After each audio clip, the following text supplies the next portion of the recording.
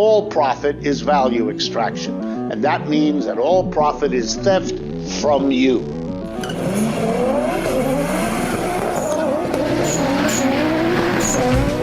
Corporate America is on welfare, and we got to get them off welfare.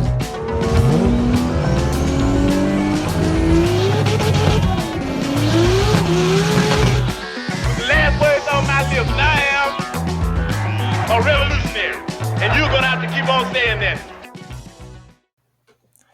Well, I may be a simple country lawyer, but I do reckon you've stumbled across the best darn socialist car podcast this side of the Mississippi. With your hosts, Bryant, Connor, Brandon, and Zach. How y'all doing today, boys? Pretty good. You? I almost couldn't keep it together as you started. There he goes. That was a simple country lawyer. He just dropped in to intro the show for us. Thanks a lot, simple country lawyer. Bye-bye now. But I don't know. I'm doing good. How's everybody else? All right. Doing well. Meh. So we're going to continue our discussion of Unsafe at Any Speed on this episode. I don't think there's any more court transcripts, so I'm not sure if Simple Country Lawyer will be back. But we'll have some interesting reading for y'all today. But I guess we're going to start off with some car updates, and I want to say it's Zach's turn. Does that sound right? Yeah, I feel like we haven't done reverse order in a while, so yeah, I think it's me. Yeah, biggest update that I have for y'all is that I sold that fucking Lexus finally. Made a little bit of money off of it, which is not hard to do on a free car. Well, after like $700 into it, I made $3,000. So wow, that's pretty damn good come up. Yeah, $2,300 in profit for, I mean, what honestly turned out to not be all that much work. It was mostly just pain in the ass shit. I did learn that knock sensors on whatever Toyota V6 that is, like a 3MZ FE or something like that, are underneath the intake manifold. Ooh. So yeah, that was a huge pain in the ass that I had to take care of. I actually think that's a pretty common place for knock sensors. Is it? Yeah, I think so. I guess that makes sense for a V-type engine. Yeah, mine are under the intake. Really? Well, I mean, under the, I forget where they are. I think they're I think they're under the like lower intake in mine. Like it's a whole thing. Yeah, I mean, I had this thing stripped all the way back, like looking down into the heads by the time I could get to the knock sensors. Yeah. Which just brings me to the question: what the fuck is a knock sensor? It's this really new tech that they came up with in like the 1980s. What the fuck are the 1980s? Oh, you haven't experienced Reagan yet. Oh man, I envy you so much. Yeah, I forget. I don't know how they actually work, but I think it just detects like slightly different vibrations that are indications of, pre-ignition or detonation, or whatever. I think it's just like a piezo microphone, basically. Yeah, and it just pulls timing. Exactly, it's magic. Yeah, it pulls timing you guys said. When you have a problem. It's like, oh yeah, don't advance it so much. Yeah, makes your car run like shit if it detects anything, though. Yeah, those things were unhappy. I don't think it was like anything. It might have just been the wiring that was bad on them, but whatever. I was in there, so I replaced them both and the little pigtail harness that attached to them, because the car ran fine. Like it was just throwing a knock code, and people tend to not be super happy when there's check engine lights on cars that they're trying to buy from you. So yeah. But sold that yesterday. No other big updates on my end, I don't think. Cobra's still chilling, waiting. Need to probably tackle the Audi and the Ranger. Just get rid of both of those and free up some funds before I really dive headfirst into that. But I think I got a pretty good plan laid out for that one. So should be getting going on that here in the next couple months. Yeah, I think that's it for me. Now, don't you need a pickup truck for work though? I mean, technically, yeah. I've been using my Subaru though. Like since the last time my Ranger started shitting out on me, I just parked it and I haven't been driving it.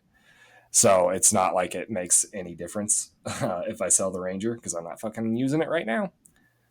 But I do plan on probably putting some money towards a pickup. I really, really don't want to sell my Subi though. So I think I'll probably wait. It should be paid off like early next year. I think I'm like 5 or 6 months away from having it paid off. So once it's paid off, I'll probably put whatever money I get out of the Ranger and the Audi, if I can get those done and sold in that time, towards maybe a used one, maybe a Ford Maverick if I can find one anywhere. They're just so fucking hard to get my hand. Like, no one has been able to get their hands on one. My brother-in-law's been trying to get one for like 6 months. He hasn't been able to get one. No one has them in stock. The used ones are going for like 20% over MSRP. It's just fucking annoying. But it's just occurred to me that like new cars are basically what like trying to buy a fucking cheap 240 was like 5 years ago. yeah, like I remember it was the same thing where I'm like refreshing fucking Craigslist, and then as soon as a thing pops up, I'm like calling a motherfucker. They're like, "Oh, dude, I got 5 people coming to see it in the next 15 minutes." But if you get like, that's what it's like to get a newer car now. Yeah. Jeez. But like, I mean, I don't know. You guys can give me your thoughts. I think a newer car might be a better financial decision than an old 240. I keep thinking that, but I don't know. I mean, they're going up in price so much. It's like, damn, if you would have got one 5 years ago, you'd probably be balling now. To be honest, if you got any car 5 years ago, it's worth a lot more now. That's true. It's true for everyone. So that's true. 240s seem to be they are league of their own, though. Outrageous. Yeah, they are crazy. Clapped out 4-cylinder ones are going for over 10 grand. So yeah. Oh yeah, it's pretty absurd. Yep. And I still want one.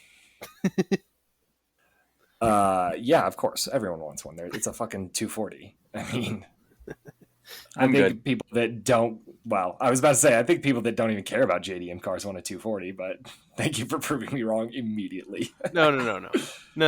If Brandon drove one and like got one to get the rear end to kick out a little bit, Brandon would be a 240 guy immediately. I know it. He can deny it, but Brandon would be a 240 guy.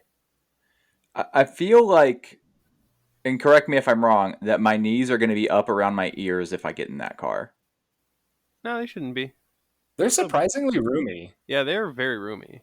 Okay. They basically don't have a back seat, so you can slide that seat back behind the B pillar.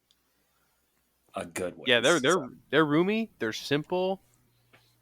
Yeah, not a lot of bullshit, except for some rust here and there. But yeah, Brandon, I bet you'd like them actually. Maybe. Brandon, if I can change your mind, there is someone who raced a 240 at Bonneville that put a Ford flathead V8 in one. Basically just to get a more aerodynamic car to beat the flathead record. I love and hate that. I think that's pretty fucking cool, honestly. That's the weirdest swap I've ever heard, and I've watched like YouTube videos on weirdest swaps. I mean, there was a time though where like 240 chassis were like everywhere and dirt fucking cheap. Yep, I remember those days. They're a relatively aerodynamic chassis. So if like the only record you're trying to beat is flathead V8, you might as well find the most aerodynamic chassis that you can for a reasonable price. And for a time, that was a 240. Like, not anymore. Obviously, they're fucking 50 grand now. But yeah, that was a real like cheap aerodynamic car for a minute there.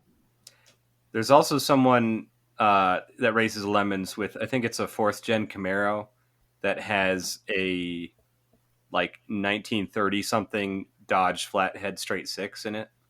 Man, 4th gen Camaros would be like well within the spirit of a Lemons car, even in pristine condition. Yeah. Yeah. Those things were shit boxes from the factory. So I know all about it. Way too much. So yeah, trust me, my car would fit right into Lemons, and it would be just as unreliable as every other car there. Maybe you should put a Dodge Flathead straight six in it.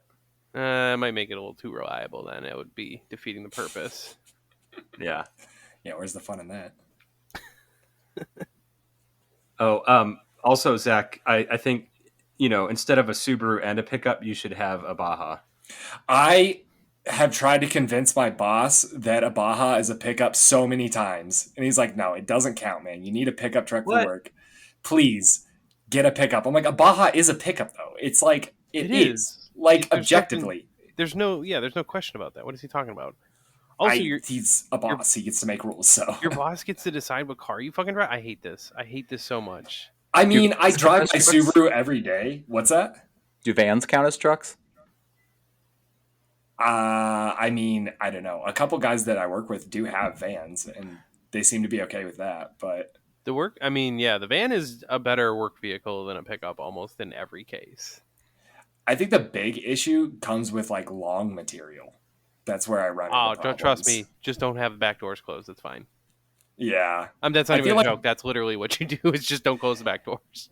Yeah, but you still have to go, like, straight vertically, and at a certain point, like, over 12 feet, it does kind of start to become an issue. But if you have a headache rack on a truck, you can just put the ass end against the tailgate and then go up over the cab, and it just works a little better. I mean, don't get me wrong. I would much rather have a van than a pickup, honestly, for work, because then I could make little slide-out drawers in the back of the van and have like a nice little camper van set up that could be easily swapped from like work mode to camp mode. And I think that's rad as hell. But I don't think that they're going to say that it qualifies, because they won't even say that a fucking Baja qualifies, and it has a bed. It's a fucking pickup truck. I think they should provide you a fucking vehicle. I think this is outrageous. Oh, yeah. You know what? You should spend thousands of dollars of your own money to buy a car that specifically you only need for this job. Fuck. Oh, my God. Fuck these people. Here's the thing. I drive my Subaru every day, and it's like, it's fine. It's fine. So then what make it work about? But yeah, they just want me to have a pickup. It's like, it's a really big deal. Like, everyone will take you more seriously, and you'll like, when you go to ask for raises, the big boss will be more inclined to give you more money if he knows you have a pickup. No, they won't. They're lying. Oh yeah, they're lying to you. Oh my God. I know. Yeah, just I wish I had a different car for my job too, just because I scrape on every fucking speed hump in the city, and that's not fun. But my shit works. It works.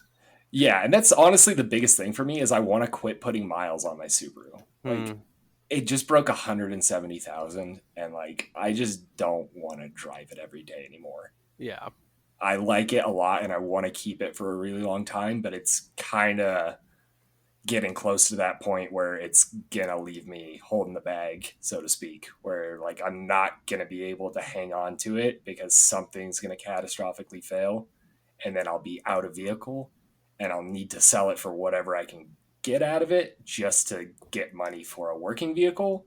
Yeah. But if I get a truck now, I can set it aside and keep it going, and think about putting money towards a built motor or a an STI 6-speed swap or something like that in case something does happen.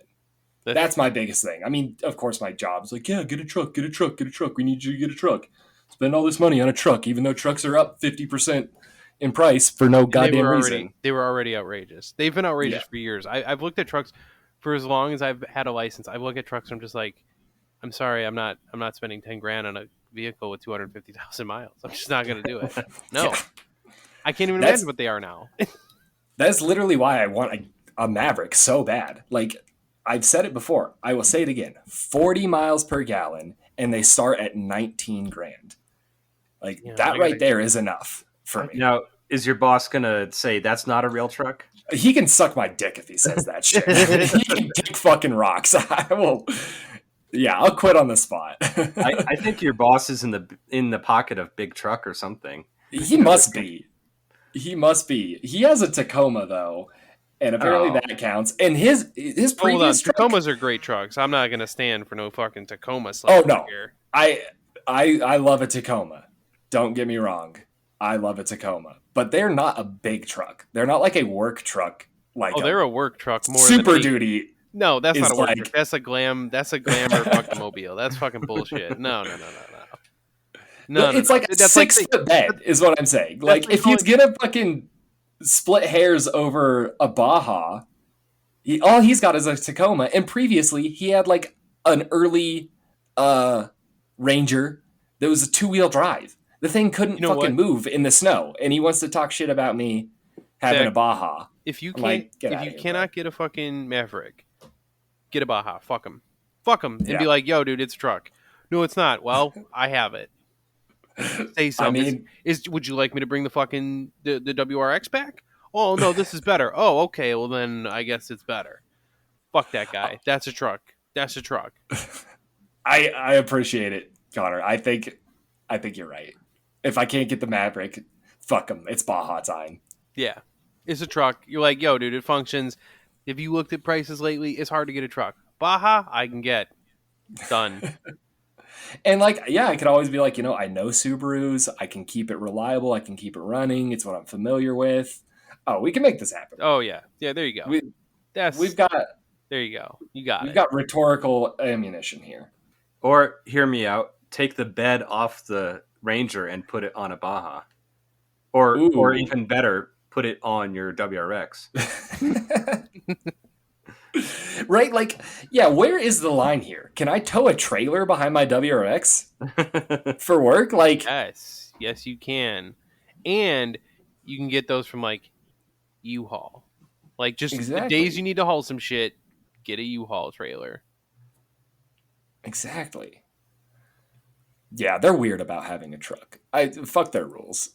I'm either getting a Baja or they can fuck off. This conversation is turning me into a truck anarchist. What isn't a truck? Yeah. Is a bike with a little trailer behind it a truck?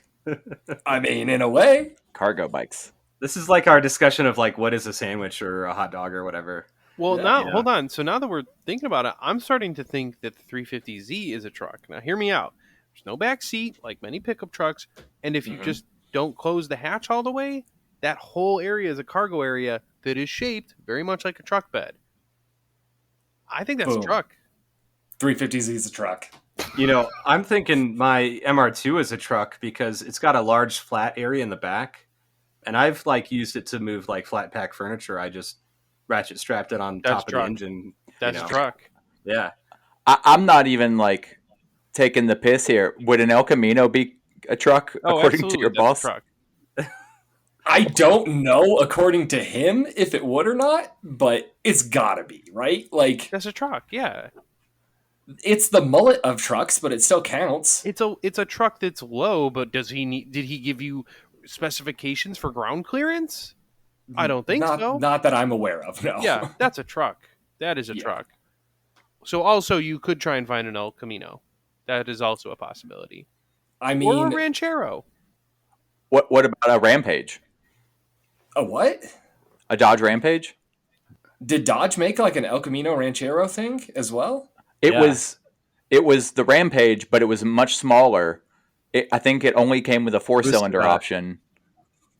Yeah, it was like a front wheel drive. I think it was based off of a Simca or something.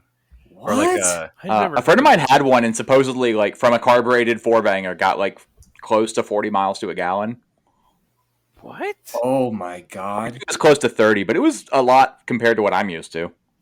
Yeah, it's like a Dodge Omni, basically with a truck bed on it or something. This thing is so ugly. It's. Hold on. I had no idea. Hold on. It looks like a Fox body with a truck bed. It does look like a Fox body. It's so weird. I love it. I'd never heard of these things before. Yeah, what the fuck? They actually kind of look like an old Subaru Brat. A little bit. Do. Yeah. Not That's so much on the front end, but oh yeah, the Brat's a truck for sure. If the Baja's a truck, then the Brat's a truck, no doubt. The Brat's a truck, the Baja's a truck, the Rampage is a truck, Ranchero's a truck, and El Camino's a truck. You've got a lot of trucks to choose from here, Zach.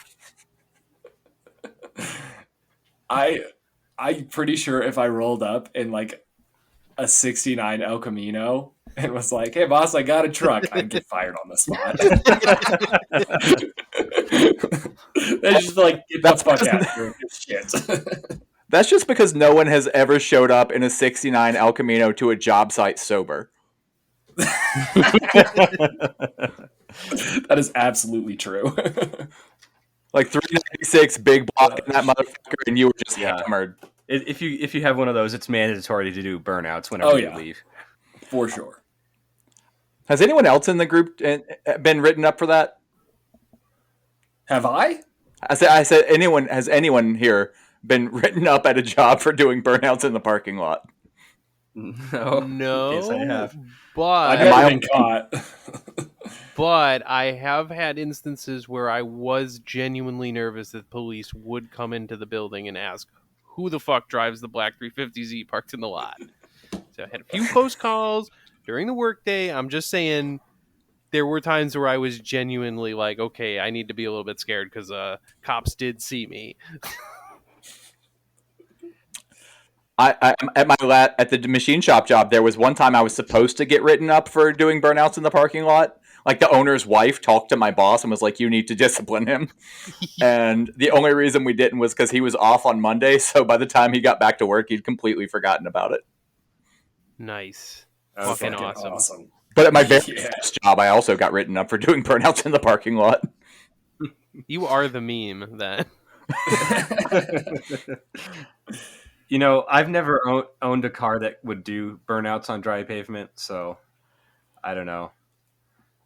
The only car that I have that would be powerful enough is also all-wheel drive, so I don't know. Maybe if I really like rev it up and sidestep the clutch, I could, but I don't want to do that. Don't do it. In all fairness, I actually did burnouts all the time at work. That was just the day I almost hit someone. Okay. That'll generally do it. And it was the owner's wife. Oh, shit. Oh, man, I kind of wish he had done it then. Me too. Yeah. Yeah, I'm not big on burnouts, but obviously, donuts and drifting, whatever. A little bit different, but that's what I'm saving my tires for usually. Death to all tires. Indeed. Got to kill them all. Tires get the wall. More the ground, but yeah. Clearly, you and I drive differently. Bro, if you're doing burnouts on a wall, then I don't even know what to say. Shit. Let's hang out. I'll figure it out. I want to hang out anyway. Right? Yeah. I mean, either way, we should hang out, but I'll book a plane ticket tomorrow. I guess that means me? Yeah, sure. Connor, what do you got? We're doing reverse order, yeah? Yep. All right. Not terribly too much. I'm trying to get to a drift event, but it's been hard. So I've got a bunch of problems with the Z, of course. Nothing new there. But last weekend I was working on it, and I was able to get a little bit done. So the most important thing I did last weekend was I was checking my headlights because my driver's side headlight is out. So I switched the bulbs to see, what would happen if I switched the bulbs. This is how I determine if it's actually just the bulb or the ballast for the HIDs. Mm-hmm. So in this case, I switched the bulbs, and when I turned the lights on, the same light was working. So that means that the ballast is out, which is probably going out because I replaced it with a used ballast a few years ago. So it's probably just kind of had its life out of it. But also my inner wheel well is the plastic bits are eroding away for various reasons, mostly because my tires are too big and whatnot. So it's getting water up in there, I think, and screwing my shit up. So that's not great, but I was supposed to call the junkyard every day last week, but I forgot every single day last week. So I'm gonna get a used one again. I'm I'm going to try and get 2 this time, just in case, because I looked up at the parts store that I unfortunately work at, and I looked it up, and it was like $272 new, and I think I paid $45 for the last one used, and I'm like, yeah, I'm gonna roll the dice and get a used one again if I can. I don't think I'm gonna have that fixed before I get a chance to actually drift the car, and the drift events I'd be doing are at night. But I think I'm just gonna send it anyway with one headlight because I'm pretty sure that's not one of the tech requirements that you have to have 2 working lights. So yeah, it's just gonna be a little bit sketchy. That's all. So I at least determined the problem, I guess. So that's good.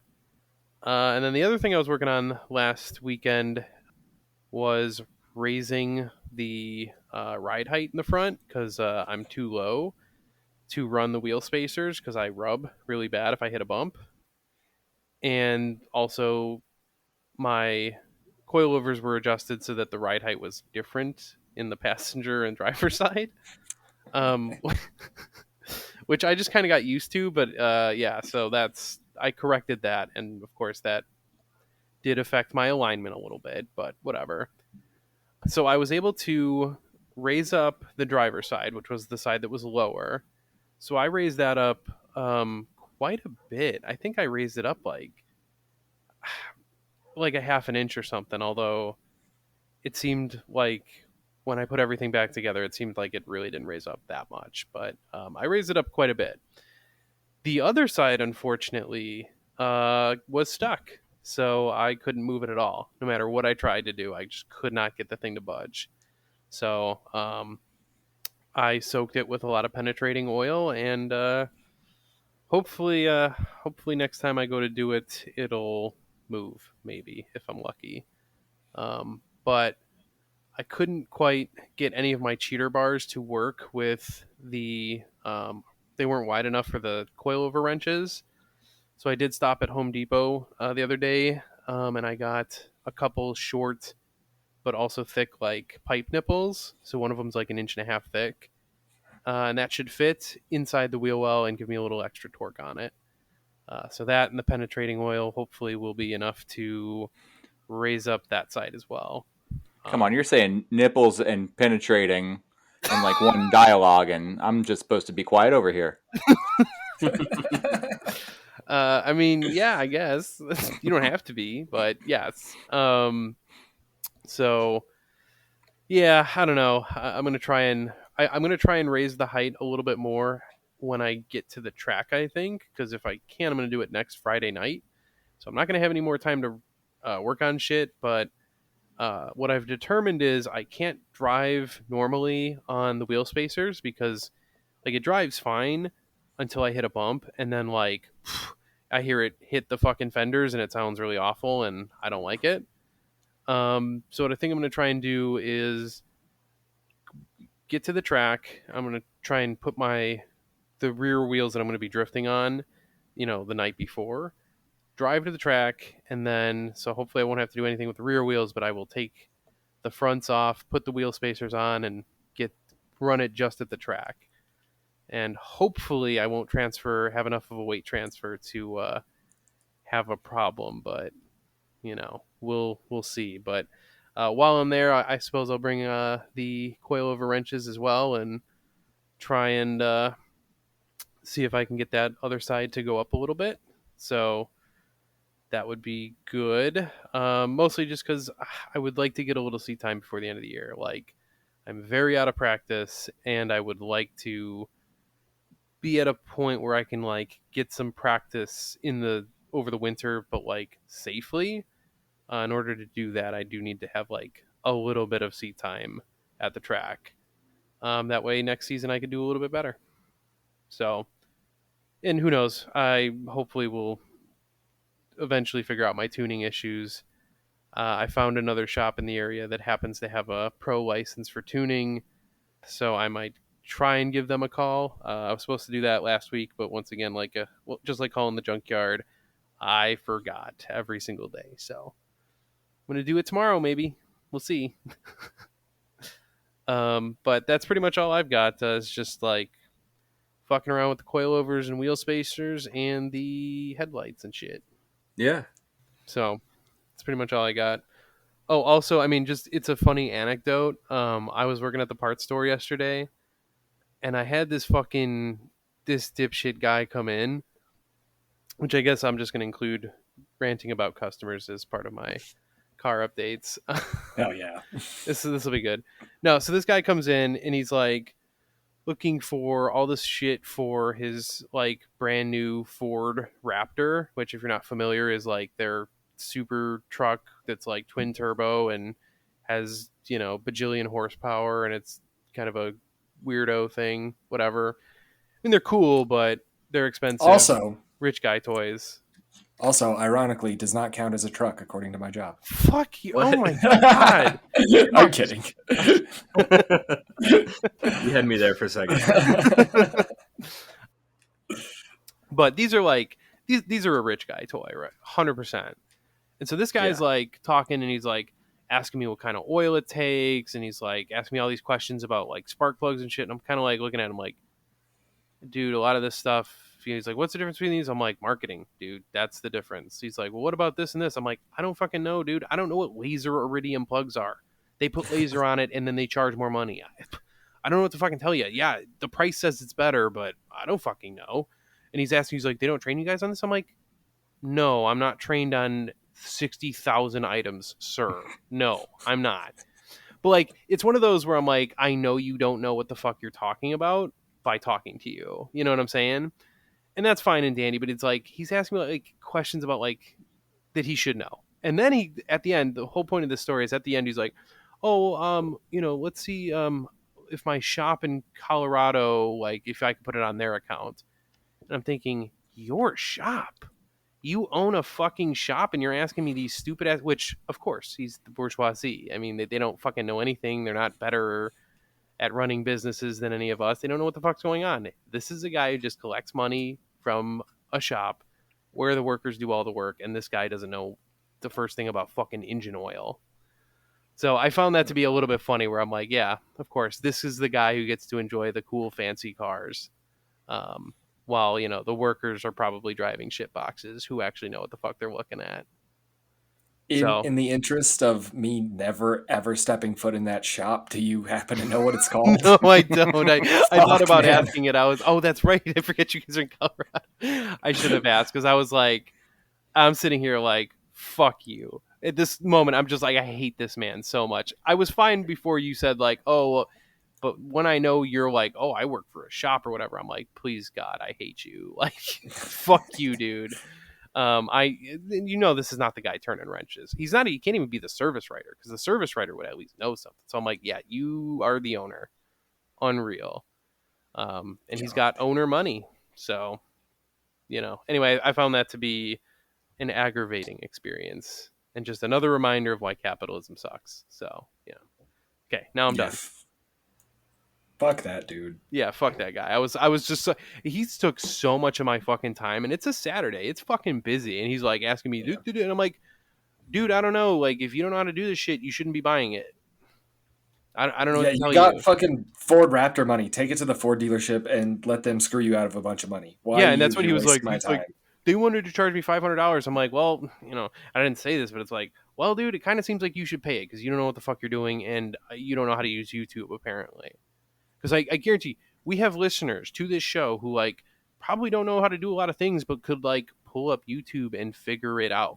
And this guy, like, I'm pretty sure there are people who host this show that do that. I'm sorry, dude. I don't know. I don't know how to help you here. Go ask a friend. Go ask someone who works for you at your fucking shop, you asshole. Yeah. What the fuck, man? Yeah. So of course that's where the money sits, baby.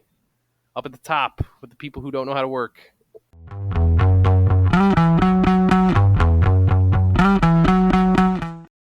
All right. We had a little technical snafu. That's what you get for using the free software. But where were we? I think, Connor, you're talking about the... Yeah, I had finished. So that stupid rich guy. Fuck him. That's the thesis. Fuck that guy. Okay. Yeah, just in case that part got cut out for any reason, we need to make sure to get that in. Fuck that asshole. Yeah. So I guess whoever's next, I don't know my ABCs that well, so figure it out, guys. That'd be I me, guess I that- think. Yeah. Let's see. So I think last time we talked, I had a electrical problem with my MR2, which is an ongoing thing. It's got some bad grounds somewhere. The wiring's a little dodgy. Like the center console with the HVAC controls, like the backlight for that just kind of turns off sometimes, and the fog lights sometimes don't work, and the turn signals get a little weird sometimes. And that was all happening, and then I was driving it that afternoon, or the day after or whatever, and someone cut me off, and I had to panic brake, like lock up the tires and big cloud of smoke and everything. Nice. And that fixed all the electrical problems. Like or did at least it the now? fog lights started working again. Just the G forces from that, I guess. Sweet. Now define the term fix. I mean, the fog lights work now. The HVAC controls, that light does not always work, and sometimes the radio will just suddenly turn on when I hit a pothole. But I've had that happen. I'm not going to tear off the dash to fix it right now. I've also had my windshield wipers go on when I hit a bump. No, I've also had that. It happens when I'm drifting a lot too.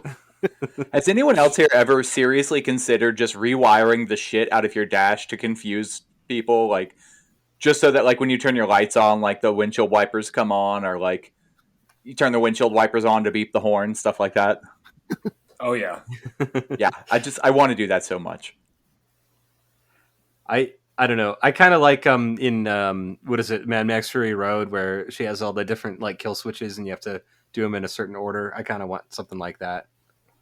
But That would be pretty cool. Indeed. I saw someone wire in a pin pad into like the center console area of their 80s era car. I can't remember what it was. It was like an old That's Corvette cool. or something like that. And you had to like put in a pin code That's funny. before it would start up. I think that's pretty rad. You know what would be cooler than that? Like an old safe dial that you'd have to fucking put in a code to open it up, and then there's a toggle switch that you have to hit. Yeah, that would be rad. I had a motorcycle that didn't have an ignition switch at all. You literally just took the wire that came directly from the starter and touched it to the battery to start it. Oh yeah. And I wired in a secret kill switch underneath the gas tank so that, like, if someone actually was brave enough to try and steal that thing, it would be a little bit more of a struggle. Nice. Yeah. Just put a jockey shifter on there, and then no one's gonna try to steal it. 'Cause that What shit's is that? terrifying. Sometimes called a suicide clutch, where you shift with your left hand off like a big arm that comes up. Maybe you could explain it better, Brandon. Normally with a motorcycle, the clutch is your left hand and you shift with your left foot. A suicide clutch is when you engage the clutch with your left foot with the pedal, and you have to reach down like under your ass to shift. Yeah. Ooh, yeah, that seems scary. I've seen them with big extendo arms that come up like kind of next to you, so you just take your hand off the handlebar and reach back a little, and you can grab it. But it's still sketchy either way. Yeah, they also get real sketchy when you run no front brake, because that's all like chopper shit, because you have no way of keeping yourself from rolling back on hills and shit like that. Yeah, no thanks. Why have to would keep you one run no front? Why would you run no front brake? Listen, I have bikes with no front brake. Shut up. Oh wait, that seems dangerous. No, You Okay, race. I mean, I look, I shouldn't be talking, but like, I have brakes mostly. I did fuck with them to put in the handbrake that doesn't work, but you know, It's just a cleaner look. That it's literally aesthetic. all right, fair enough. But yeah, that's about all I've got. I still need to get new tires on that car because that panic brake was I don't know, a little bit squirrely. You've probably flat spotted a bunch of your tires. A little bit.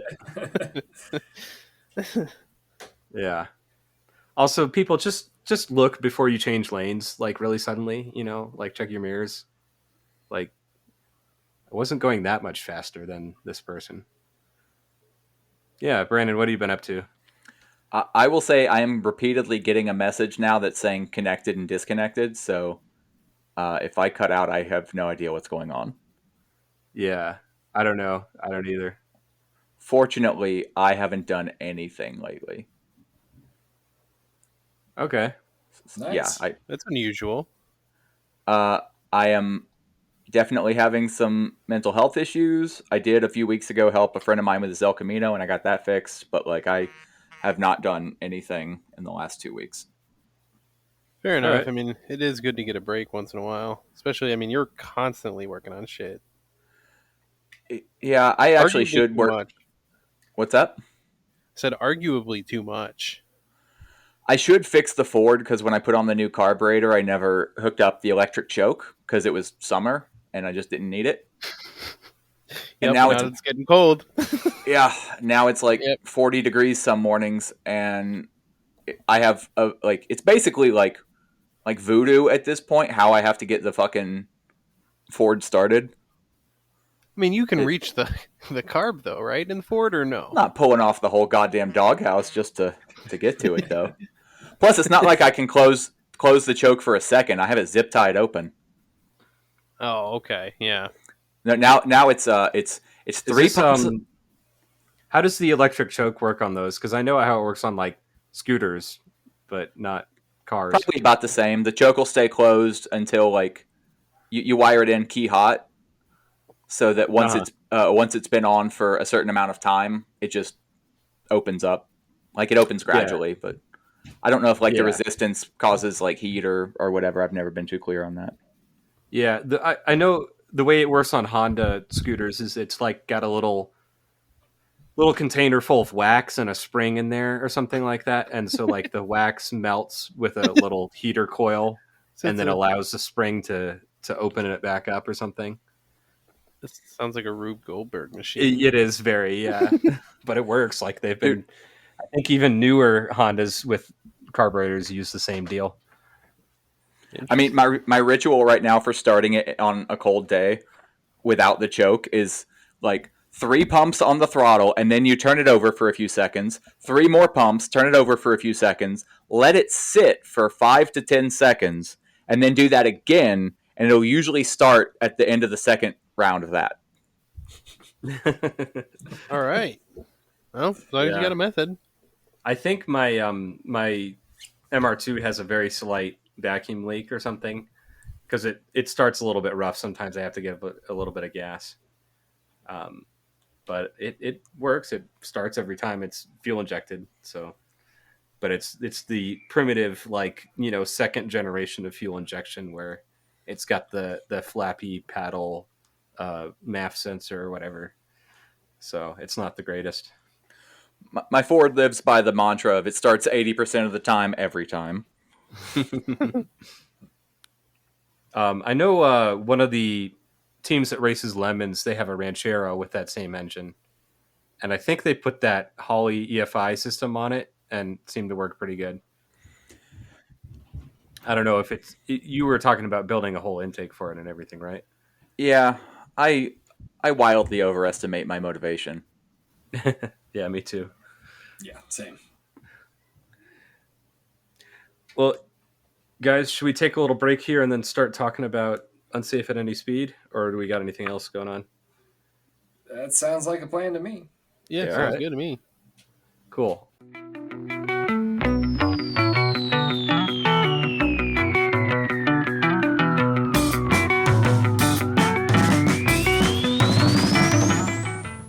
All right. You guys want to talk about pollution? You're goddamn right I do. All right.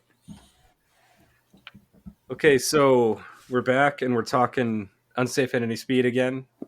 I think this is part 3. We might have one more part covering the last 2 chapters, and then also like covering the life and times of Ralph Nader.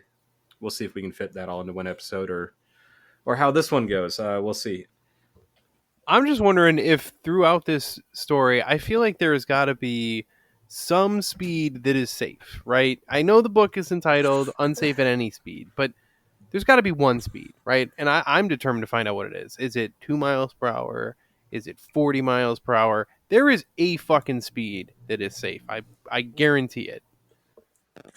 I think if you go a high enough speed, you start to bend the laws of physics, and then things will literally move out of your way. You know what? I kind of agree with that because like when I'm really being fucking reckless, I feel like time slows down and everything stops mattering. And at that point, like even when you fuck it up, are you really even gonna know?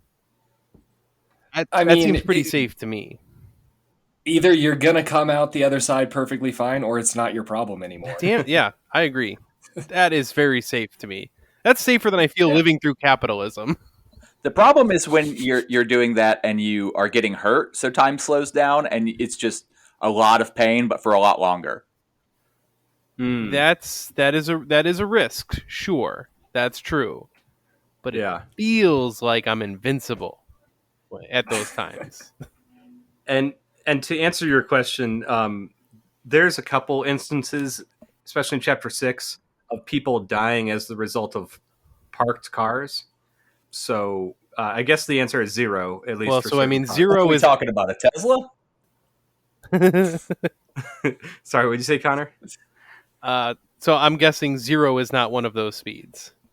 Yeah, I mean, there are people that were killed by cars that were stopped. So gotcha. Any speed means any speed, I guess. Well, we'll keep searching then. I'm gonna need an explanation for that. There's got to be one speed where just like by entire chance, no one has ever. You know died what? The land speed record, 47.3 miles. Whatever the land speed record is, no one. If they make it and don't crash, that is the safest speed because nothing has gone wrong at that point. There you go. Yeah, that's literally logically fucking true. Go ahead, try and debunk it, motherfuckers. I dare you. So whatever that, I'm going to look it up right now. Whatever that land speed record is, that's the safest speed. There's like 100 land speed records. I'm going to find one of them, and I'm going to proclaim that that's the safe one. Yeah. We're going to try and cover chapters 4, 5, and 6 in this one. Chapter 4, the power to pollute. Chapter 5, the engineers, and chapter 6, the stylists. And if you're picking up on a theme, these are all, or at least the engineers and stylists, are groups of people that made cars unsafe. And chapter 4 is, all about how people understood pollution in the 1960s. Mostly they didn't. Yeah, they didn't. Or at least they conveniently ignored certain aspects of it. Also, I would point out that the engineers aren't necessarily the culprit. It's the capitalist enterprise that put whatever limitations on the engineers. Yeah. Gave them parameters. Also, now seems like a good time to mention, current land speed record is a whopping 763.035 miles per hour. And I'm guessing that, that's the safest speed because nothing has gone wrong at that speed yet. So until something does, just saying. It was a couple of years ago that girl died doing the land speed record. Stop it. I wanted this bit is over, okay? It's over. That's the safe speed. God damn it. So I'm just going to start reading here.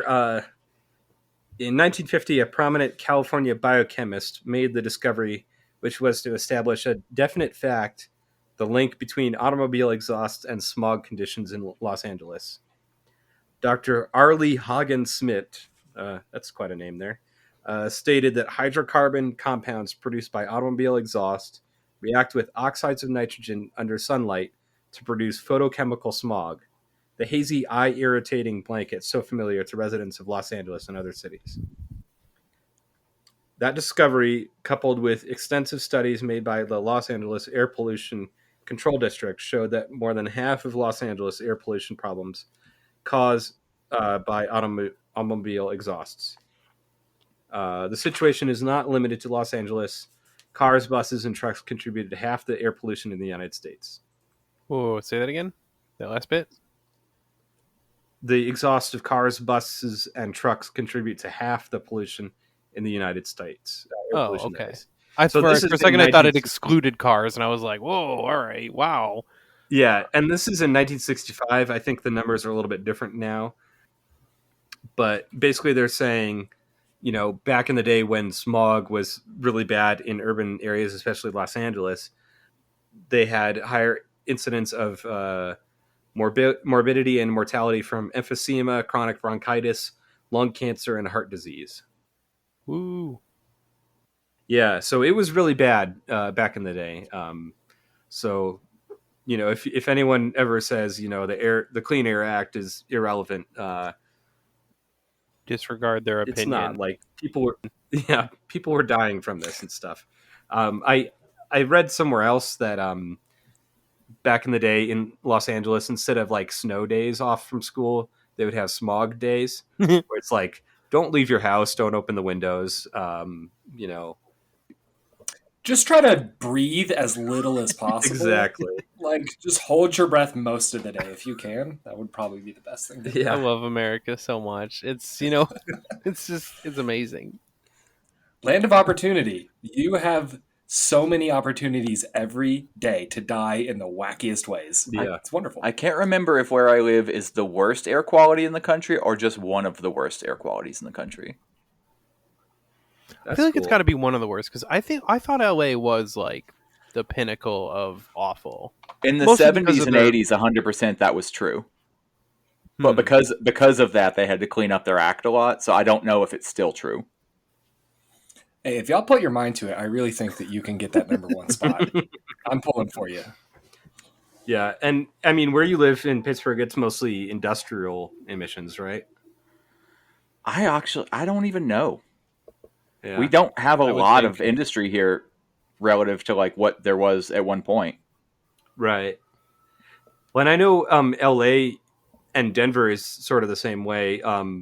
They're both sort of like in a basin shaped area with like, mountains on one side, and the prevailing winds kind of just swirl around and trap all that smog in the area. I don't know if Pittsburgh is similar to that. Okay, the internet quickly tells me, oh wait, this is showing me the worst air quality in California. I don't know. Yeah, listeners, look it up yourself. We're not here to educate you. Let's see. So pollution also corrodes metal, deteriorates rubber products, erodes concrete and building stone, soils a great variety of materials, and deposits dust and soot on highly sensitive machinery and instruments. Does it really? Yeah, I mean, especially with like with acid rain that can like erode stone and concrete. Yeah, that's true. Yep. Acid rain. Forgot about that one. Let's see where it was. Paul Ackerman, then chairman of the Engineering Advisory Committee of the Automobile Manufacturers Association, admitted before the California legislature in 1959 that the unique characteristics of California atmosphere came to our attention during the 1920s when we noticed that tires and other rubber products cracked and deteriorated in the Los Angeles area. So they've known about this for a long time. So I can't. I'm shocked that it made that big of a difference. Really, I mean, Oh yeah. that's crazy. It goes on. Ozone, which results from the chemical interaction of automobile exhaust elements, is the chief attacker of tire and rubber products. The industry knew of the high concentration of ozone in Los Angeles. Let's see. The industry saw no need to defend its continued production of polluting vehicles. On the contrary, it was up to the Los Angeles authorities to establish the data and shoulder the burden of proof, with the industry being judge and jury over whether the burden was met. It took the expenditure. Yeah, that's true for everything. Yeah. So this is talking about basically when LA was like, hey, car industry, do better. And they're like, it's not our fault. It's just some other shit is causing. You have too all many this people smog. smoking outside. That's the issue. They should smoke inside, actually. It took the expenditure of several millions of dollars of public funds for the Los Angeles Air Pollution Control District to conduct the research into automobile operation, local driving conditions, and the composition of gasolines in order to determine the specific contributions of various pollutants to smog. So you mean the big capitalists forced the government to use public funds in this way? Huh. Exactly. Because Yeah. that's interesting, because that's not usually the complaint I hear from the pro-industry types. Interesting. By 1953, the APCD had established beyond any doubt that motor vehicles were the largest source of air pollutants and the chief source of hydrocarbons in the area. The automobiles I were, suspect the CEOs still doubted it. in response to the increasing public pressure, the industry decided to close ranks. In December 1953, through their trade body, the Automobile Manufacturers Association, the companies formed the Vehicle Combustion Products Committee to initiate a cooperative program of research and development on an industry-wide basis to facilitate the exchange of information so that no company would have any advantage over another. Member companies entered into a royalty-free cross-licensing agreement for devices or systems primarily designed to reduce emissions. So they're like, okay, I guess maybe we have to do something, but we're all gonna like basically make a cartel to work on emissions control systems. Interesting. Yeah, and I guess maybe in a not capitalist system that would have been a good thing, Yeah. but they basically was like the car companies were basically like, how can we do this the cheapest way with like meeting the least number of regulations? Yeah, so it's really just them. When businesses collude this way, it's usually to solve the prisoner's dilemma, right? Which is Yeah. where they're just like, yeah, if we all just do the bare minimum, that's it. If we decide and we all work, if we all go together, no one else is going to get an advantage, and we're not going to create a standard that no one else wants to meet. Right. Well played. Well played. And they also kind of played this up as like, this is an impossible task. We can't actually reduce emissions. A guy named Charles Chain, I think that's how it's pronounced, from General Motors, compared the problem to trying to find a cure for cancer. I also like I love the implication being that's never gonna happen. Yeah. And then Ralph points out here, subsequent data strongly pointed to vehicle contaminants as a cause of cancer. So, Oh, that's rich. Wow. Yeah. Yeah. Nice. Got him. so basically, they spent a lot of time just stalling and moving the goalposts and like saying, okay, we're going to get to this by the next model year. And then that would roll around and like, okay, yeah, no, we'll get to it totally. Let's see. By November 1957, the Los Angeles County Air Pollution Control Officer S. Smith Griswold publicly declared before the National Advisory Committee to the U.S. Surgeon General his despair about community air pollution. We have done everything that it is within our power to do so. We have cleaned up industries that other sections of the country have deemed impossible to control. Steel mills, petroleum refineries, smelters, railroads, shipping. We have helped our electrical utilities obtain more gas for their steam plants. We've issued 5,000 citations in the past 3 years and levied $500,000 in fines. Despite this, we still have smog.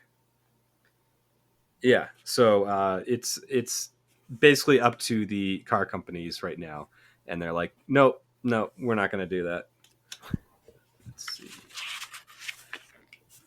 One thing I thought was insane was basically, you know what a smog pump is? It's like a air pump that adds fresh air to the exhaust to burn up hydrocarbons.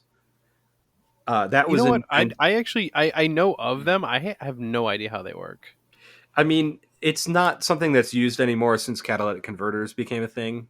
Yeah. But like in the past, they were basically just like a little tiny supercharger that was run off of a belt on the engine, and it would pump air into the exhaust. Really? Yeah, I've seen And people what does that actually. do? It would just add. It would burn up any unburned gasoline in the exhaust. So you could basically run it a little bit rich, so you wouldn't have like a whole lot of oxides of nitrogen in the Yeah, combustion chamber. you wouldn't have NOx emissions. Yeah, and then it would burn up everything extra in the exhaust. But I assume that would put more carbon dioxide into the air. Unfortunately, before Yeah, we knew exactly. before we knew that was a real issue. And a couple things about that, like I've seen a couple of things where people would take those old smog pumps and use them as superchargers on like lawnmower engines and stuff Nice. because they're sized about right for that. Very cool. And also, I remember reading about the first generation RX-7 had a smog pump rather than a catalytic converter, and if you like disconnected it, it would like shoot fire out of the exhaust. All right, that's cool. It's very cool, but it's probably awful for the environment. But that does sound very cool. Yeah. But the thing that surprised me is that the smog pump was invented in 1909. So this technology was known, people could have used it in the 50s to control smog in LA. But the auto industry was like, nope, that's too crazy technology. We can't, make that an air pump. Using technology that's been around for 50 years to slightly reduce emissions. What do you want us to do? Cure cancer over here? Jeez. Fucking God. Yep. What a bunch of assholes. Let's see. So that is the end of chapter 4, or whatever I have for it. We're going to move on to chapter 5, the engineers, and this is less to do with fuck the engineers. Look, I know I was defending them a little bit earlier, but man, fuck these engineers. Sometimes they do some crazy shit that I do not like. Yeah, I curse them when I work on the car. This is less to do with the design engineers rather than the testing and like safety engineers. Like GM at this point had like a proving ground where they test all their cars. I think it's still there in Michigan, and they sort of designed like they built reproductions of like American highways and streets and roads and everything in there, and they would test out their cars and they would do crash tests and everything. And there's a few of these engineers at GM that were like, what if we could design roads better than the rest of the country? Like, how can we try and make the roads better rather than the cars better for crash testing? But let's see. I'm not necessarily against that idea. I'm just I'll go out and defend that possibility. Yeah, I mean, in theory, it was a good idea. I'll get into like the specifics and why it was kind of insane. In 1964, automobiles killed 47,700 people and injured over 4 million. So I don't know what the stat is today. Actually, I think we're in the 40s. I'm pretty sure. Yeah. Yeah, I'm pretty sure we're in the 40s for fatalities still. So, by the way, I never got around to one of the early episodes for the show that I wanted to do was about the Japanese gentleman's agreement to limit horsepower in their cars. We will do that at some point. I just have to refresh my memory on the notes, but one of these days we'll get to it. But one of the things I learned was Japan has way fewer traffic deaths. But I mean, it's not even. They took it so seriously where they're like, "Oh my god, like 4 people died. We have to like totally change everything." And I'm like, "Holy shit, we are so unsafe in America. It's not even fun. It's really bad." Yeah. Yeah, traffic deaths were like the worst. So I just looked it up. It's just under 43,000 for 2021. So less honestly, people died. If you talk to an American, it makes complete sense. Yeah, like we're but not still, a smart people. Yeah. I mean, still less people died in 2021 than in 1964, with like twice as many people in the country. So, like, That's true. I don't know what that says. Like, things have gotten a lot safer, but still, like, a lot of people die from car wrecks. Yeah. Yeah, this is an evil country. It really does not care about people. It's shocking. It really is. I mean, yeah, you can look at all the deaths from COVID to learn that. It's like and imperialism and everything. God, just yeah. It's just very easy to say that America is evil, but goddamn. I started reading an Indigenous Peoples History of the United States And it's like, yeah, America is pretty damn evil, like from the jump. Yeah. Before starting that book, you weren't sure, but now It was questionable before. It's like, are they really evil though? Let's find out. Oh, turns out wow, yeah, very evil. Shocking. turns out I don't know now because they found out I was reading the book and put me in jail.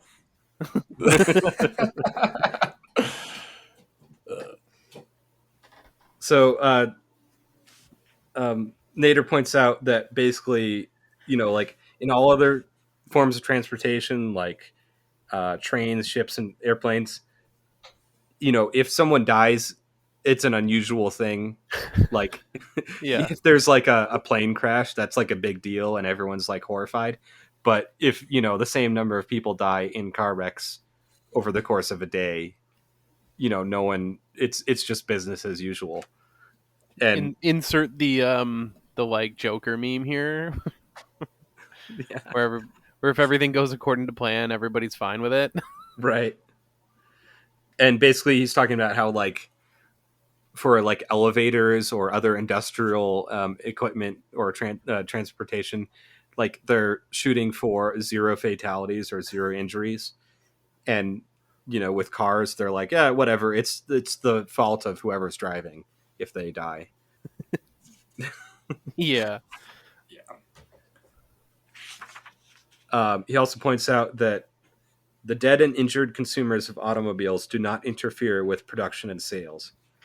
They are outside the self-disciplining system of plant safety, and when it comes to passenger safety, the hard-headed empiricism of the production engineer does not apply.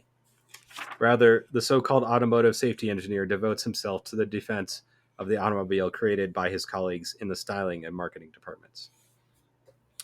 And okay, so for example, in 1954, a banker in New York who owned a Buick wrote to General Motors suggesting that the dashboards were dangerous in accident conditions. The other day, I had to step quickly on the brakes to avoid hitting a little kitten, and in so doing, my son, 8 years old, was thrown against the dash and broke off a front second tooth. If some padding can be applied, it will help save faces and maybe lives. This is just a suggestion for safer motoring for all. The letter was given to Mr. Howard Gandelot for reply. As the company's vehicle safety engineer, Mr. Gandelot displayed sympathy with his correspondent's predicament. Driving with young children in an automobile always presents some problems, he wrote. As soon as the youngsters get large enough to be able to see out when standing up, that's what they will all do. And I don't blame them. When this time arrived for both our boys, I made it a practice to train them so that at the command of hands, they would immediately place their hands on the instrument panel if standing in the front compartment or on the back of the front seat in the rear to protect themselves against sudden stops. My God. My God. Just the... So this is before the seatbelts, right? Yeah. So it's like you can let your kids just stand up in the back seat as long as they brace themselves, they'll be fine. The solution is to train your child like a dog. Yeah. Really. Just yell commands at them to prevent them from breaking their face. How is that not obvious? Like, duh. Yeah, I'm sure the first thing they're going to do when they're in an unexpected accident or rolling and flipping, they're going to put their hands on the instrument panel for as long as their little arms can hold themselves there, which during a crash is probably not very long. Oh my God, what a fucking... This guy was an engineer. Yeah, he was like the head safety engineer at GM. This goes to my theory that like most engineers are not that smart. You do not have to be that smart to be an engineer. Really, you don't. Yeah, you're smart in one, or you have a lot not of even. knowledge in They're one not even department. smart in that way. I work with engineers that I'm just like, they don't know basic shit a lot of the time. Yeah, Perfect example. My new job involves sending emails to engineers, and none of them can spell. Like, no. I guess they just forgot the whole like English class part of their education. Head safety engineer, great job. Yeah. I love it. Oh, one little thing he says, even now when either one of them is in the front seat at the command of hands, they brace themselves. I frequently give these commands even when there is no occasion to do so, just so we all keep practice. The proper way to drive our cars is to train yourself and your children constantly.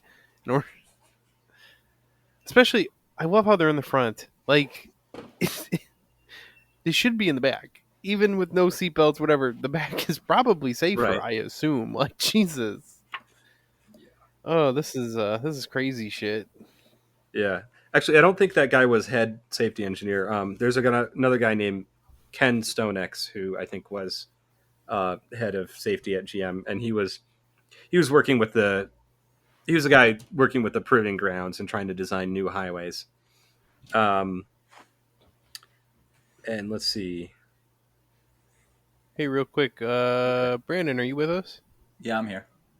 Oh shit! It says you're offline again. I have. Is he talking? I can hear him. Shit, I can't. Nope, nothing on my end either. All right. No, Well, fuck. We testing. better stop and restart again. Yeah. God damn it.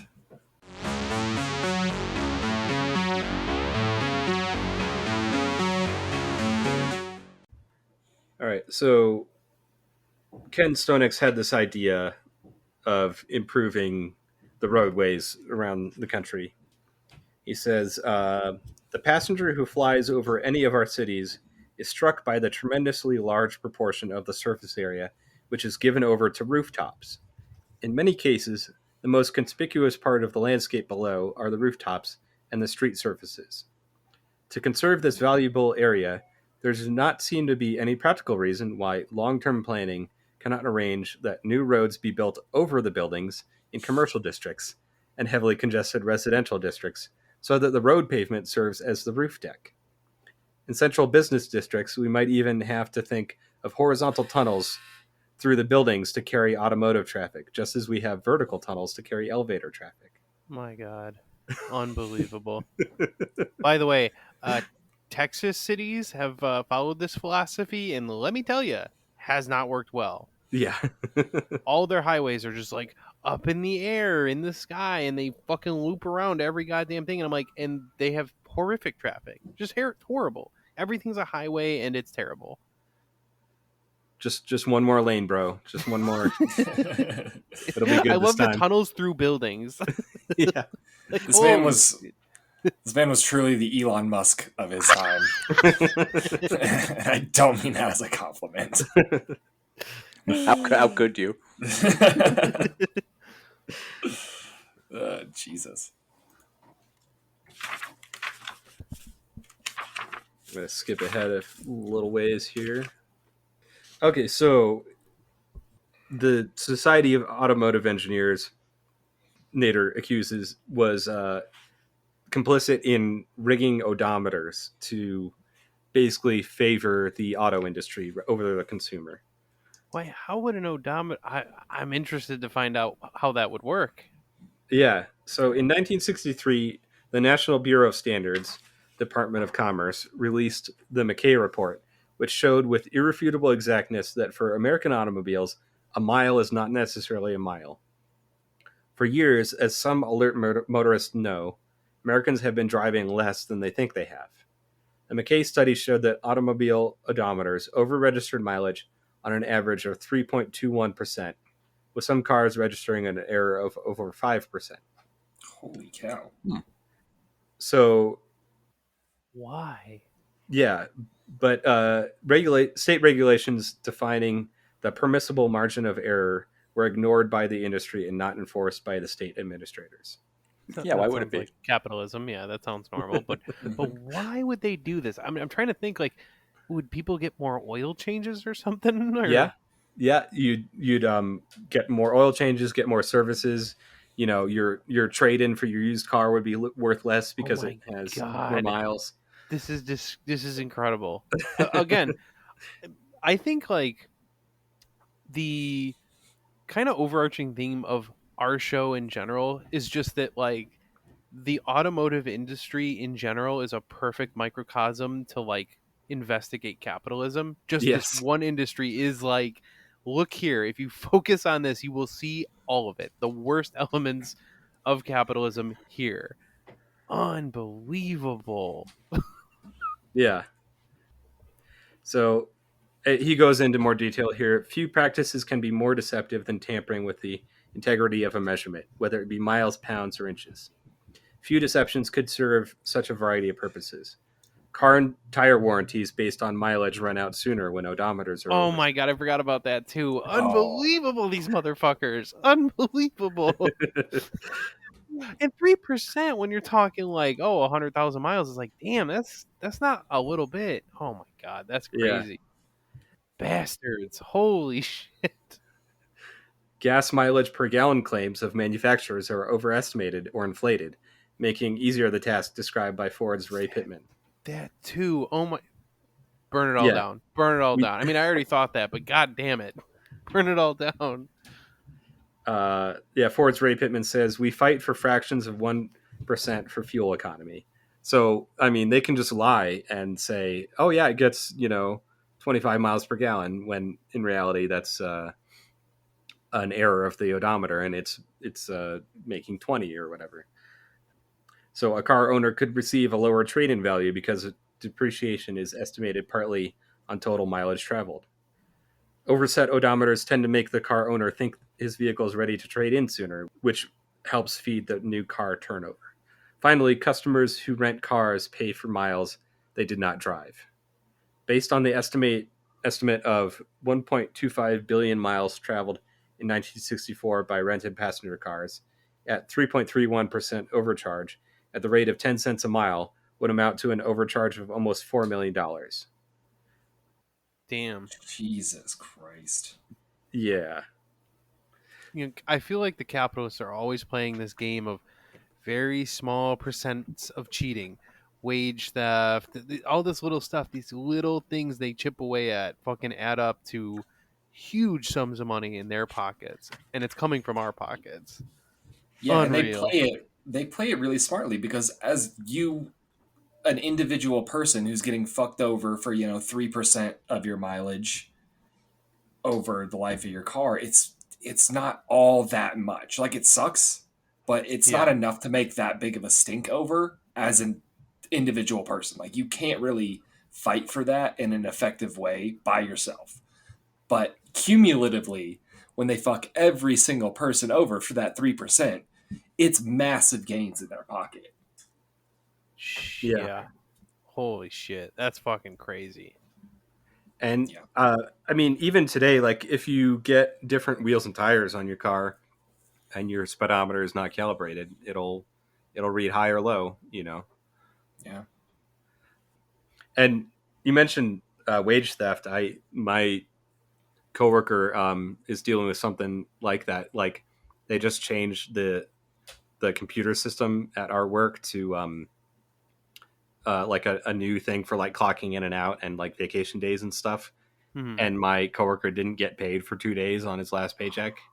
Oh my god. Jesus. And he's like trying to fight it and just hitting a brick wall with HR. Yeah.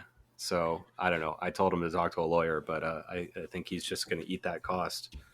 No, yeah, because fuck I mean, no. what are you gonna do? You're gonna sue the company that writes your fucking checks? Exactly. Yeah. For Yeah, 2 days worth goddamn of pay, like, yeah, These you can't. bastards.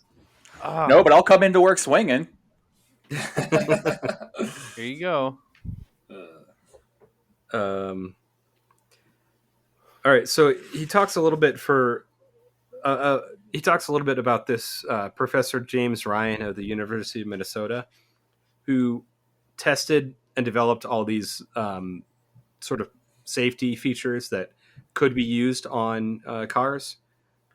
And he also like used himself as the crash test dummy on a lot of things until basically he had health problems and had to quit. Let's see. And he was doing this for like 30 years. Like he developed the flight recorder that is now standard equipment for all jet transports. So he invented like the black box on airplanes. Wow. Let's see, what else did he do? He developed automatic seat belts. So like the thing on a lot of 80s cars where you have the seat belt that goes on a little track along the door frame. Hell yeah, those are cool. We should bring them back. Yeah, I We love should bring those. them back. That was fucking sweet.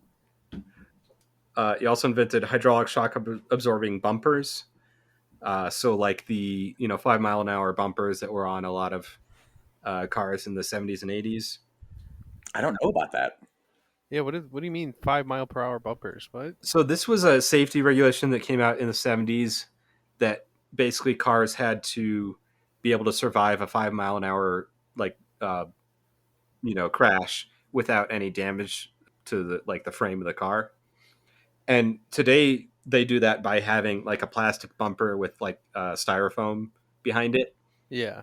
But back in the day, they just had like big shock absorbers and springs, and the bumper was like out 6 inches off the front of the car, and they looked really ugly, but it worked for absorbing crash forces.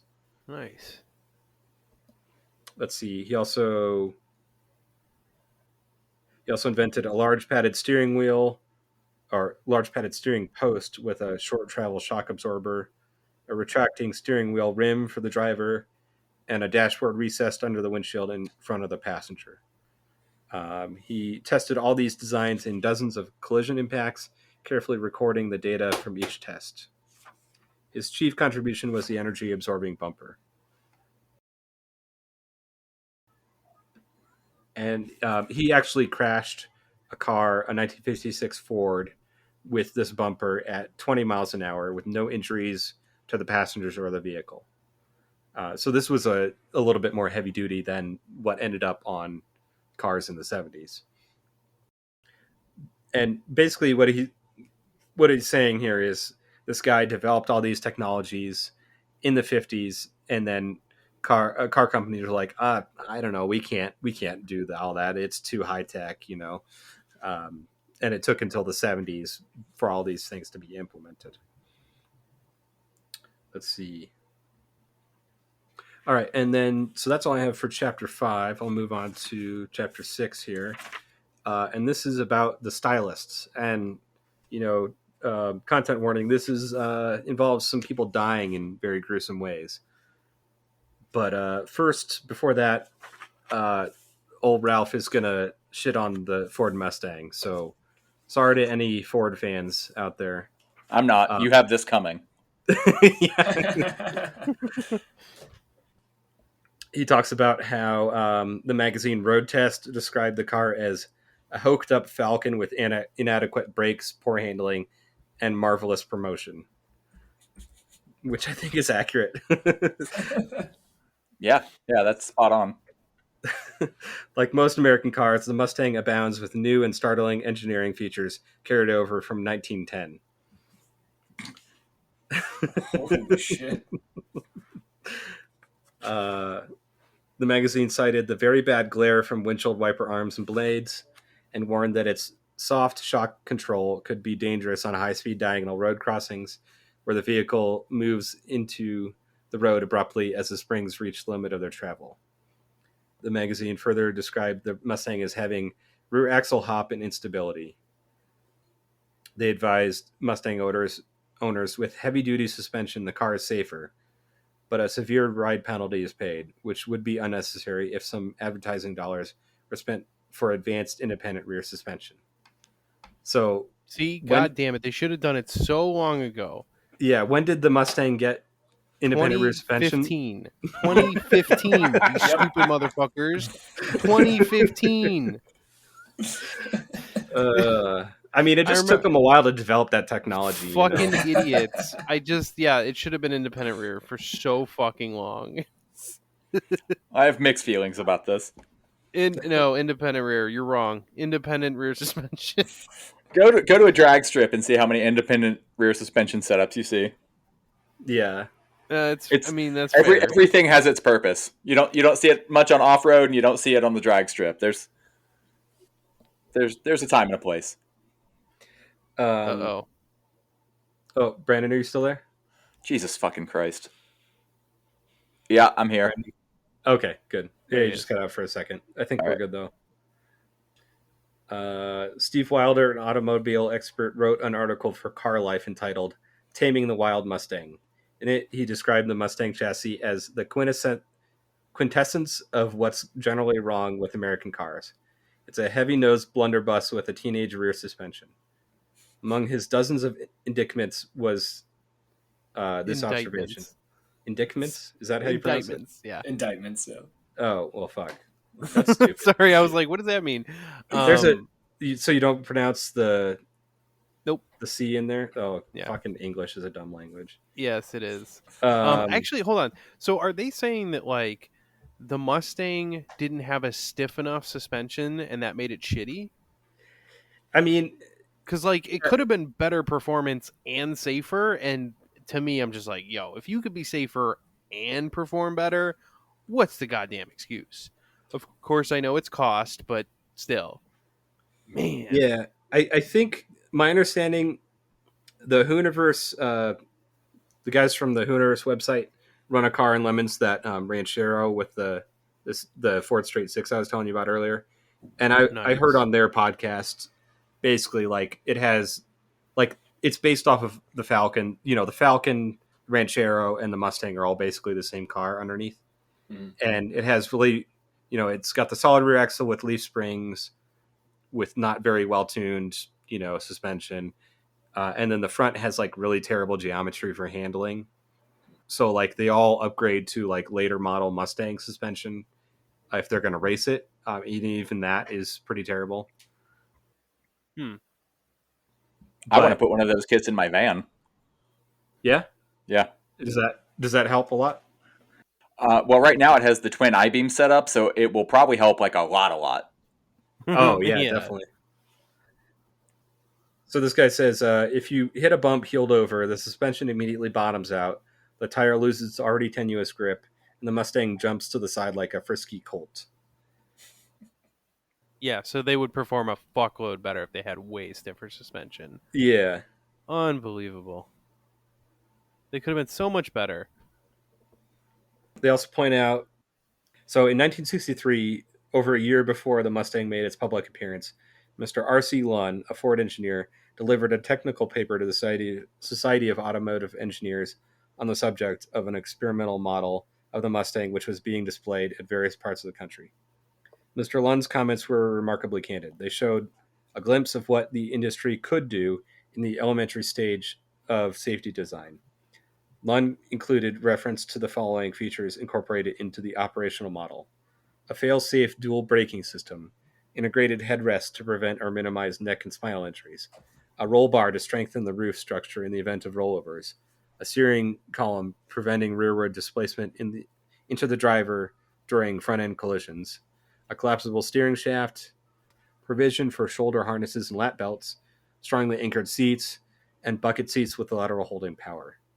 In the production model Mustang, which was introduced in April 1964, in which nearly 500,000 were sold in 12 months, every one of these features had been eliminated. So basically, this engineer, comment? yeah, I this seems to be a theme in this book that a lot of people really don't understand, and a lot of car enthusiasts feel like, oh, they just want to make things safe and it was going to make things worse. And I'm like, half of their suggestions were like, yo, you should have a way better suspension, bucket seats. They want roll bars. I'm like, they wanted us to have like the coolest shit that I have to pay thousands of dollars to get now. They wanted that on every car.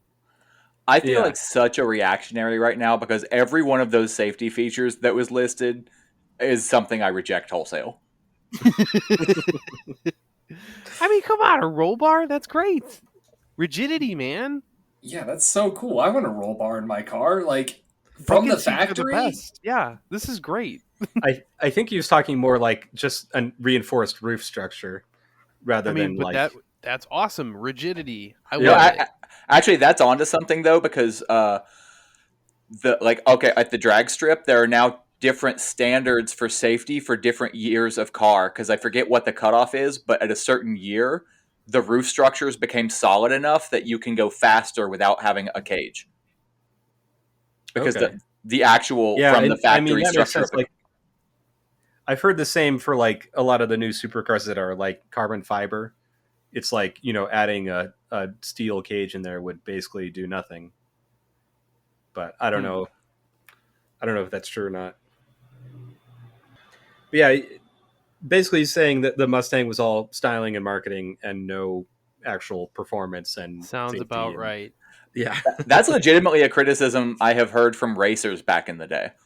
right. Yeah, what did Carroll Shelby called it, like a secretary's car or something like that? Yeah. Which, yeah, I don't know. I mean, that's kind of misogynist, I guess. But Yeah, I was about to say that's probably sexist coming from him, but also I get what he's saying, but yeah. misogyny sucks. Yeah. Oh, and he talks about how like a lot of injuries from cars hitting pedestrians were due to like sharp edges and hood ornaments and stuff. And the Mustang has a very, or at least the 64 or 65 has a very sharp line along the hood, along the grill. That Yep. if you hit a pedestrian, it's gonna slice them up pretty good. I just want to point out, again, just coming in with some unrelated nonsense. Well, it's related, but since I've been walking the dog a lot more, and I am myself a pedestrian a lot more than I used to be, holy shit, it's fucking scary out there. Oh, Shit. yeah. I go to an intersection where I'm like, yo, people do not see us, and we're like wearing high visibility shit, and they almost run me over all the time. I'm like, people, please pay attention when you're driving. It's so bad. It's crazy. I don't even know. It's scary out there. So fuck cars, man. Yeah. They belong on racetracks, and that's it. So then he talks a lot about the Cadillac tail fins. The callousness of the stylists about the effect of their creations on pedestrians is seen clearly in the case of William Mitchell, chief stylist at General Motors and the principal creator of the Cadillac tail fin. This sharp rising fin was first introduced in the late 40s, soaring in height and prominence each year until it reached a grotesque peak in 1959 and gradually declining thereafter until it was finally eliminated in the 1966 models. To understand how a man could devise and promote such a potentially lethal protuberance, it is necessary to understand the enthusiasm of Mr. Mitchell, who frequently confides to his interviewers that he has gasoline in his blood. His vibrancy in conversation revolves around the concepts of movement, excitement, and flair. You should go to a doctor because gasoline's really bad for you. Yeah. I mean, so far I can't fault the guy for this. I'm like, all right, I get you, but So he goes on for a while about car styling, and then says his view of safety is that it is the driver's responsibility to avoid accidents, and that if cars were made crashworthy, the nuts behind the wheel would take even greater chances. Which is actually true. yeah, like, he's not actually wrong on that. Yeah, We've seen like all-wheel drive has made people way more confident in their cars than they should be. Right. Yeah. So he's not 100% wrong. let's see. In the year of its greatest height, the Cadillac fin bore an uncanny resemblance to the tail of the Stegosaurus, a dinosaur that had two sharp rearward projecting horns on each side of the tail. And then, content warning, this is people being injured and killed. In 1964, a California motorcycle driver learned the dangers of the Cadillac tail fin. The cyclist was following a heavy line of traffic on the freeway going toward Newport Harbor in Santa Ana. As a 4-lane road narrowed to 2 lanes, the confusion of highway construction and the swerving of vehicles in the merging traffic led to the Cadillac's sudden stop. The motorcyclist was boxed in and was unable to turn aside. Uh-oh. Oh, no. He hit- Oh, no. He hit the rear bumper of the car at a speed of about 25 miles per hour and was hurled into the tail fin, which pierced his body below the heart and cut him all the way down to the thigh bone in a large circular gash. Jesus. Both Finn and Man survived this encounter. Excuse So the me? car was okay. He survived, yeah. How? Below the Okay, heart. great. All right, whatever. I'll just take it that he survived. I don't get it, but okay. Yeah. The same was not true in the case of 9-year-old Peggy Swan. On September 29th, 1963, she was riding her bicycle near her home in Kensington, Maryland. Coming down Kensington Boulevard, she bumped into a parked car in a typical childhood accident. But the car was a 1962 Cadillac, and she hit the tail fin, which ripped into her body below the throat. She died at Holy Cross Hospital a few hours later of thoracic hemorrhage. Jesus. Yeah. Well, if you're going to die of any kind of hemorrhage, it might as well be thoracic. Yeah. I don't know what that means. So- I just I think it just means like your torso. What? yeah, sure, why not? From that's got to be a sharp tail fin. Way sharper than I thought they were. Yeah, I mean, with those Stegosaurus-like tail fins, it was more like a Jurassic hemorrhage. Am I right? There it is. All right. I feel so off my I feel game bad today. about that. No, you shouldn't. That's the joke I would have made if I was on top of things. So I'm happy to pick up the slack for you, buddy. Someone's got to. yeah, I'll post a picture in the chat of a 1962 Cadillac tail fin. You can see for yourself. They're pretty big and pointy. I mean, I understand why you would send that, but you're acting like I don't know what that looks like already. Yeah. I'm sorry. But okay, that's real. Holy shit. Okay. I was thinking of way softer tail fins that I have seen on other cars, but that's dangerous. Okay. Yeah.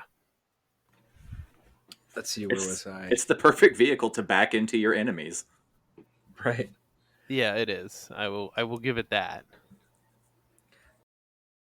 And he talks about how a year and a half earlier, Henry Wakefield, the independent automotive engineer, had sent by registered mail a formal advisory to General Motors and its chief safety engineer, Howard Gandelot, the guy that was saying just brace yourself for a crash.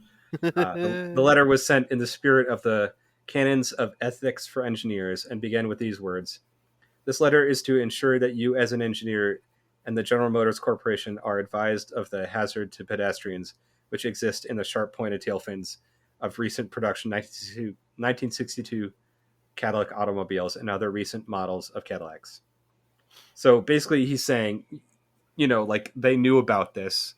There was already concern that these tail fins were dangerous, and they just kept making them until 1966. And I feel like they really didn't look that good. They didn't look that good that like there's concern about them and you're just like, well, fuck it, they look so good, it's worth it. Wasn't worth it. They didn't look that good. They're a novelty now. Where it's like, oh, it's cool that like something so stupid existed before, but like they're ugly. I'm sure Brandon disagrees, but come on. These are not very good looking. I think they look cool, but also like I'm willing to, you can try something else to make it look cool so that people won't die, I guess. So Wakeland gave some examples of two recent fatal cases that had come to his attention. In one instance, an old woman in New York City had been struck by a Cadillac which was rolling slowly backwards after its power brakes failed. So another, we talked about that in the last episode of power brakes aren't failures. a big deal for GM. Right. It's an afterthought. In another case, a 13-year-old Chicago boy trying to catch a fly ball on a summer day in 1961 had run into a 1961 Cadillac fin, which pierced his heart. Oh, God, that's some final what, destination shit? Yeah. I've never seen that movie, much. but like, yeah, that's some fucking crazy shit. They're pretty fantastically terrible movies, I'm going to say. Yeah, so I mean, Nader goes into more detail about like, hey, like you could do a safety recall for this and just remove the fins and, Bondo over that or whatever. Like, it'd be so simple. Yeah. There's ways of fixing this, or like, but yeah, he's saying like, there's ways of making this more safe, but they care more about styling than safety. He would be correct. So I mean, I also do that. Yeah. I mean, but we're not examples of like good, I don't know, upstanding folks. Yeah. I'm more of a warning than an example. Yes, exactly. We're like what you shouldn't be or shouldn't do. Oh, so he says that recent models avoid these by particular ornament designs, not for pedestrian safety, but to conform to the new clean look that is a trademark of current styling. The deadly Cadillac tail fin had disappeared for the same reason.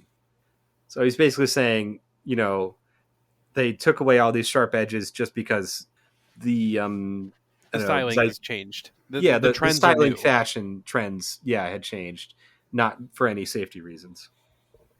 But that's all I have in my notes. I mean, there's more to it than that, but I will encourage the listeners to read the book to get all the full details.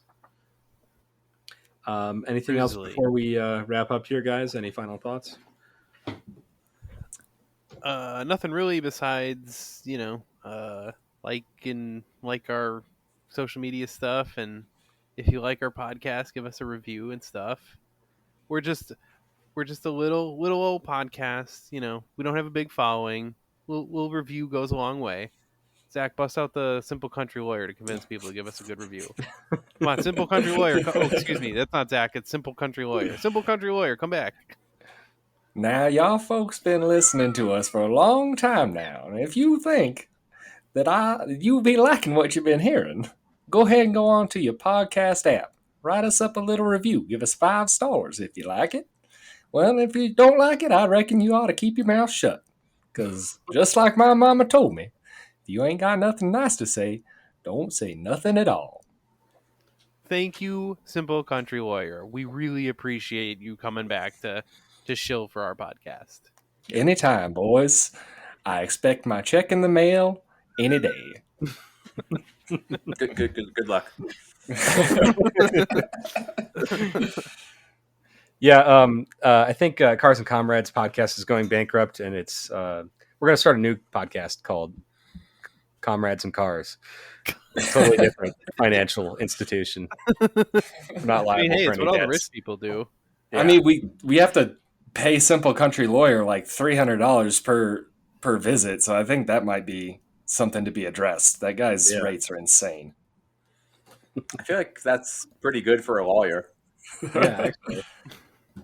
I'm actually gonna have all of my legal stuff done by him now. I feel like I should say legally, I am not a lawyer. Please don't come to me for law advice or anything. Oh no! Nothing I say is admissible in court. Don't. None of us thought you were a lawyer, dude. We all thought Simple Country Lawyer was a lawyer. Yeah, well, he is a lawyer. Yeah, he's gone now. He is a lawyer. He's gone now. But nothing that I have said or said in a funny accent should ever be used in a court of law, please. Well, that said, that's all I got. Yeah. All right. Well, we'll be back next time with maybe some more Unsafe at Any Speed, maybe something else. Probably something else, and then we'll come back to Unsafe at Any Speed, I assume. Yeah. Although I do have to give this book back to the library eventually. Fuck them. Renew it. Yeah. What's the library ever done for us? All right. Bye, everyone. Yeah, thanks for listening. Bye. We don't make you fight fire with fire, bitch. We make you fight fire with water, bitch. We gonna fight racism, not with racism, but we gonna fight with solidarity. We said we're not gonna fight capitalism with black capitalism, but we going to fight with socialism.